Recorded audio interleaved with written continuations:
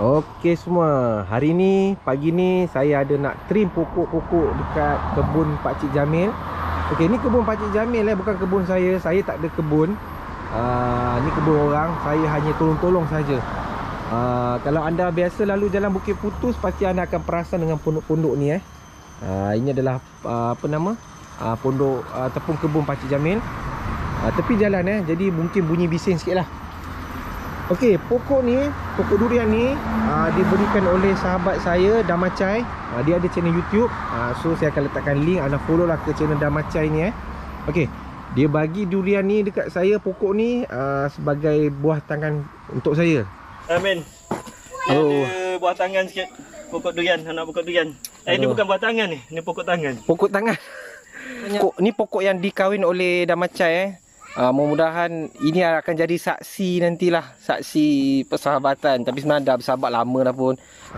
Katanya kalau bagi buah tangan makanan, dia akan habis.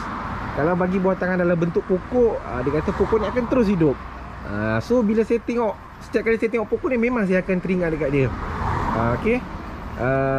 Dan ini adalah pokok durian AR. Itu nama tu kenapa AR, kena tanya dia lah. Dia yang bagi sendiri nama pokok tu dia punya formula dia sendiri. Okey. Pokok ni dia agak kecil dia lambat membesar. Kenapa lambat membesar? Dia ada beberapa sebab lah. Yang pertamanya, saya memang lambat alihkan daripada polybag. Saya lambat alihkan ke tanah Saya dah biar dalam setahun lebih kot baru alihkan. Itu pun Pakcik Jamil alihkan. Pasal saya agak sibuk lah. So dia dekat tanah ni dikira baru jugalah. Yang kedua, mungkin masa proses cantuman tu dia agak masih kecil sebab tu dia lambat besar. Jadi hari ni saya nak trim dia ataupun pruning, ataupun nak buat pemangkasan. So tool yang kita nak gunakan adalah gergaji dan juga gunting. Tapi pokok tu kecil, kita guna gunting je lah. Okey, kenapa perlu kita trim pokok? Padahal nak ikutkan dah cantik ni, daun dah banyak kan. Okey, kita tanam pokok durian sebab kita nakkan hasil dia, kita nakkan buah dia. Saya rasa tak ada kot orang tanam pokok durian sebab dia suka benda menghijau, biar jadi tanam pokok durian. Saya rasa tak ada kot. So kalau kita nakkan buah, jadi mestilah kita nak buah tu cepat keluar, dan buah tu buah yang berkualiti, yang bersaiz besar. Jadi kalau kita nak macam tu, kita kena buang dahan-dahan yang tak ada keluarkan buah. Sebab pokok durian dia bukan semua dahan yang akan keluarkan buah tau. Okey. Contohnya dahan-dahan yang tak akan keluarkan buah adalah dahan macam ni. Okey, dahan menegak macam ni, dia tak akan keluarkan buah. Durian dia akan keluarkan buah pada dahan-dahan yang mendatar macam ni. Okey. Kalau menegak macam ni, memang pasti dia tak akan keluarkan buah. So kalau kita tak buang dahan ni, apa jadi? Okey, yang pertama, pokok durian ni dia akan serap nutrien daripada dalam tanah. Dia akan supply ke dahan-dahan, ke daun-daun apa semua. So macam yang ni, dia tak menghasilkan buah pun. So kalau kita tak buang dia, rugilah. Zat tu dia mengalir ke sini. Tapi kalau kita buang, zat tu akan mengalir ke tempat lain. Tu dia akan mempercepatkan penumbuhan pokok dan pengeluaran buah. Okey. So saya tim pokok ni saya belajar daripada orang Saya belajar daripada sahabat saya Damacai, daripada pakcik saya, daripada orang lain lah. Okey. So macam ni, dahan yang ni, nampak ni, dia menegak ke atas, pasti dia tak akan keluarkan buah. So kita buang dia. Okey, macam yang ni, dahan ni walaupun dia mendatar, tapi dia dekat dengan tanah. Yang ni pun kena buang. Pasal apa? Kita nak mengelakkan dahan yang rapat ke tanah ni, dia buah dia biasanya dia tak akan jadi sangat. Kerana apa? Dia terlampau dekat dengan tanah. So dia berpotensi untuk kena penyakit-penyakit daripada tanah ni. Kalau kena hujan, percikan tu akan kena buah tu, dia akan merosakkan dahan ataupun buah tu. So buang. Okey. Okey. Macam yang ni, yang ni buang yang ni. Yang kecil ni. Ni buang. Okey, yang ni saya simpan dulu. Dia walaupun dia dekat dengan tanah, tapi saya simpan dulu. Kita tunggu bila dia besar sikit, kita tengok macam mana progress dia. Dan kalau anda lihat, pokok durian ni, dia punya dahan dia tak seimbang. Dia berat kat sini, sini kurang. Kerana sini dia banyak pokok so dia tak kena cahaya matahari, dia tak seimbang. Jadi saya kena lebih berat buangkan yang belah kanan ni. Dan saya tertarik dengan ada satu kata-kata seorang pekebun ni. Dia kata kita trim pokok ni dia more art than science. Kita trim pokok ni dia lebih kepada seni berbanding sains. So okey, macam dahan ni. Dahan ni kalau tengok dia menegak ke atas. Tapi saya tak buangkan dia.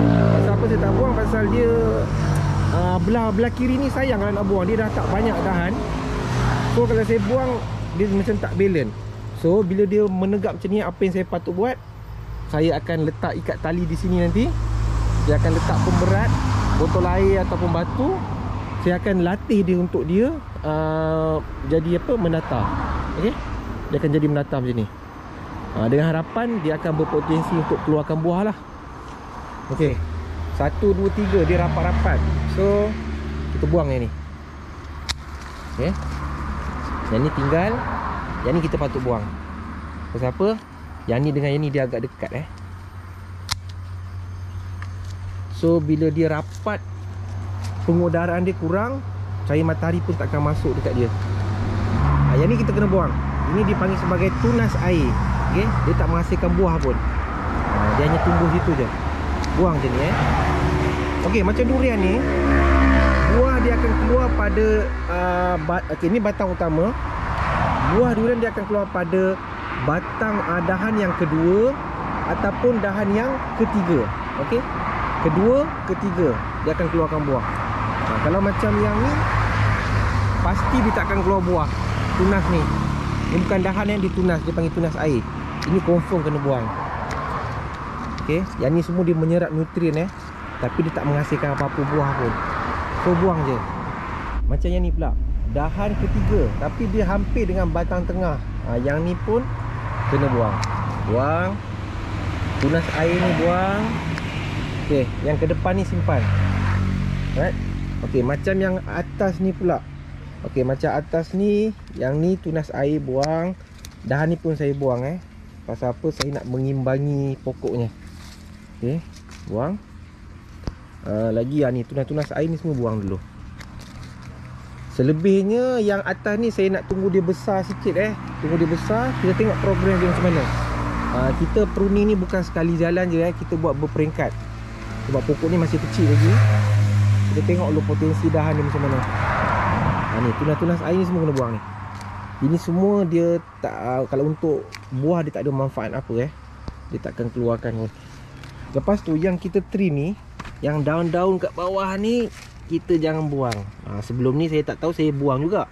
Kita biar je dekat dekat belonggok kat bawah ni. Dia akan jadi baja organik untuk pokok ni Tapi kita letak daun saja Kalau macam batang ni okey lagi. Kalau batang-batang besar kita kena buang. Pasal kalau kita letak batang besar kat pangkal pokok, dia akan menjemput anai-anai. Okey. So daun ni kita susun je. Kita biar dekat bawah ni. Dia akan mereput jadi baja.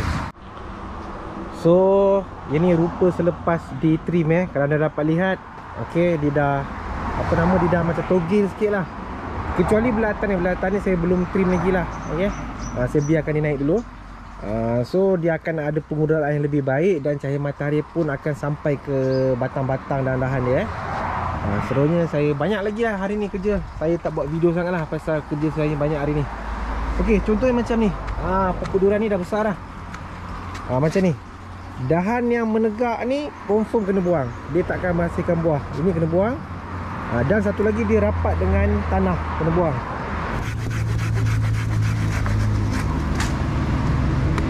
Okay.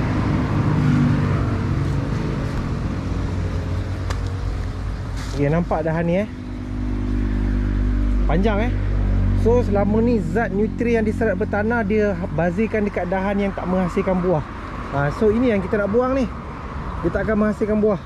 Untuk dahan yang ni pula, dia menegak juga dan dia rapat dengan tanah. Yang ni memang seharusnya dibuang, tapi yang ni saya tak nak buang. Pasalnya dia menegak ke atas, kemudian sini dia akan mendata. Nampak dia mendata. So yang mendata ni saya akan tinggalkan, yang atas ni saya akan buang. Yang ni berpotensi untuk keluarkan buah kerana buah durian dia keluar pada dahan yang kedua ataupun yang ketiga. Yang ni kita akan buang. So saya dah buang dahan yang tadi tu tu dahan ni besar panjang. Jadi zat tu dia selama ni dia dah bazir dekat dahan yang tak menghasilkan buah. Saya buang, saya tinggalkan ni, dengan harapan yang ni ada berpotensi untuk menghasilkan buah nanti lah. Sebenarnya saya pruning pokok ni kira macam dah lambat lah, tapi kata orang sebenarnya lebih baik lambat daripada tak ada langsung. Ikutkan ni dah lambat sangat lah ni. Sama juga macam dahan ni. Dahan ni nampak yang menjulang ke atas. Yang ni pun nanti saya akan potong dia. Saya akan potong, saya tinggalkan sini. Alright.